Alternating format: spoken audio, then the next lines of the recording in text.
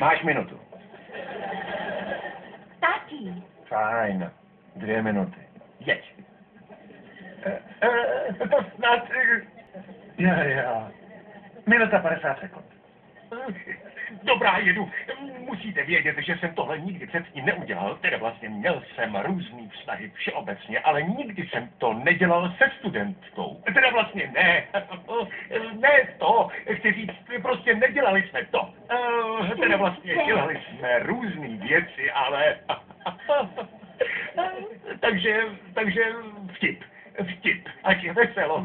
2 chlapci jdou do baru, jeden z nich je Ir. Já jsem Ir. A ten Irčan nebyl Ir.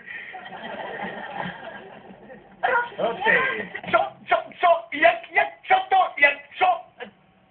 Víš, on totiž ztratil svoje klíče od bytu a přišel je hledat. V tvý puse? Ne, do kavárny. A Protože se snažím chránit Lízu a jednak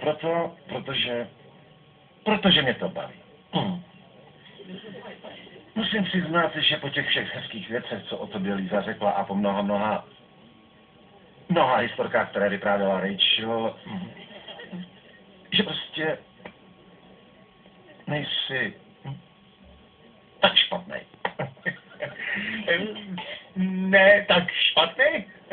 A taky se omlouvám, že jsem byl tak tvrdý, ale pochop, já se stále dívám na Lízu jako na 12 letou. Jo, a chápu, co tím myslíte, já to dělám taky. Co prosím? Ne, tím nemyslím, že ji vidím jako 12letou. Chci říct, že mám syna, je mu 6 a ještě ho považuju za miminko. Ty máš syna? Jo, s mou bývalou ženou o něj střídavě pečujeme a... chci jen říct, že Carol a já spolu skvěle vycházíme, stejně jako by se svou manželkou. Promiňte. Jste tak nemožnej. Nevadí, já jen. Nevěděl jsem, že jsi byl ženatý. jo, vzal si mě, ale to byl... Prostě to byl jen velký opilecký omyl. Už jsi tady? Takže vy dva jste byli manželé? Pardon, vy jste mluvili o Emily. Chandler, řekli jsme si, že se sejdeme v kavárně v 6. Řekli jsme v 7. Myslíte, tak se Ross určitě poučil z každého manželství. Jak to další ještě zkrátit? Tak moment, to není fér. Byl se mnou ženatý o hodně díl, než byl s Emily. Akorát, že mi to neřekl. Myslím, že se mi tak chce.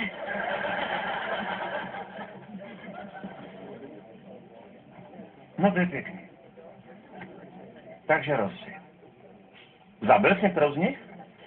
Poslyšte, už toho mám dost, rozumíte? A na vaší dceři mi hodně záleží a chovám se k ní opravdu slušně. Takže pokud máte problém se mnou, já opravdu... Ty na mě řveš? Ani náhodou. Víš co, tati, když se ti Ross nelíbí, nevadí. Mně na tom nezáleží. Stejně s ním budu chodit. Vážně? Mhm. No, když to nevadí jí, nevadí to ani mě. Zatím nezvu. Co na to říct? Za to tě nebudu mít rád. To je jedno, já se taky nemám zrovna moc v lásce. Tak jsme zajedno. No jo, asi jo, ano. Nikdo nemá rád Rossi. Já teda jo. Asi děti. Momentík, napadlo mě ještě něco hezkýho o Rossovi. Radši ne, Rachel, zrovna teď nemáme Rosse rádi. Jej, k tomu mám co říct. Fakt?